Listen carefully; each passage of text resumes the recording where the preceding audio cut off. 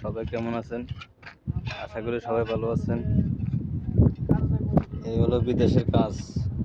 খালতা দিয়ে নরম মশলা দিয়ে বসাইতে হয়। খালতা তো আপনারা অবশ্যই চিনবেন না। এই বালুর উপরে এই কাজ যদি বাংলাদেশে করে মালিকে ফিরি আফগানিস্তান ফাটাই দিব। অতএব এর নাম হলো আশিক, বাড়ি গজারিয়া। এই অতি দুঃখের সহিত কাজ বসাইতে আছে।